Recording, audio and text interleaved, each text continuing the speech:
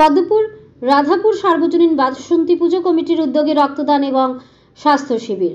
আজ সকাল 11:30 নাগাদ পদ্মপুর রাধাপুর সার্বজনীন বাসন্তী পুজো কমিটির উদ্যোগে রাধাপুর এলাকায় এক রক্তদান শিবির এবং স্বাস্থ্য শিবিরের আয়োজন করা হয়। উক্ত শিবিরে উপস্থিত ছিলেন পুজো কমিটির সম্পাদক কল্যাণনাথ, সভাপতি পরেশ চন্দ্রনাথ, রাধাপুর পঞ্চায়েত প্রধান পূর্ণিমা নাথ প্রমুখ। শিবিরে 30 জনেরও বেশি রক্তদাতা রক্তদান করেন, যার মধ্যে মহিলাদের সংখ্যা ছিল অনেক।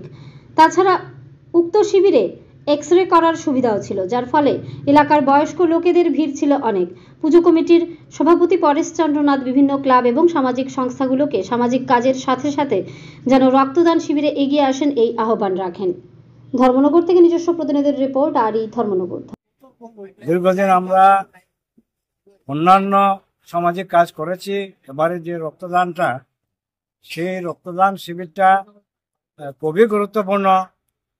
মানুষের জন্য, মানুষের জীবন রক্ষার কাজে লাগবে।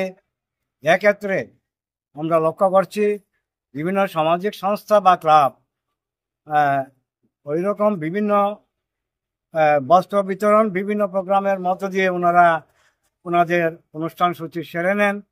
সেক্ষেত্রে তাদের প্রতি আমার বার্তা থাকবে, প্রত্যেকটা সামাজিক সংস্থা বা ক্লাব যারা রয়েছে তারা যাতে প্রত্যেকেই এই রক্তদান শিবিরটা অন্তত কমন একটা প্রোগ্রাম বলে তাদের প্রতিটি অনুষ্ঠানে রেখে থাকে, তাহলে সমাজের বিভিন্ন অংশের মানুষের, অসহায় মানুষদের জীবন জীবিকা বাঁচার ক্ষেত্রে অনেকটা সহায়ক হবে।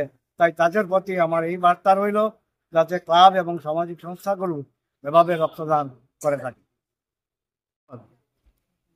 আমাদের এবারে নিয়ে 11 বছর পূর্ণ হবে আমাদের বাসন্তী পূজার। তো রক্তদান শিবিরটা আমরা আগে কখনো এখানে করিনি, এবারে প্রথম। আমরা বিগত সময়ে এই মণ্ডপে আমরা এই পূজাকে সামনে রেখে আমরা বিভিন্ন সময়ে বস্ত্রদান করেছি গরিব অসহায় মানুষদের মধ্যে, কিন্তু রক্তদানটা এবারে আমাদের প্রথম। এবং আমরা আশা প্রকাশ করছি, এখন পর্যন্ত আমরা যেটা লক্ষ্য করছি, আমরা এই রক্তদান শিবিরটা শুরু করেছিলাম 10 সংখ্যা থেকে, এখন লক্ষ্য করছি প্রায় 30-এর কাছাকাছি নাম আমাদের কাছে এসে গেছে।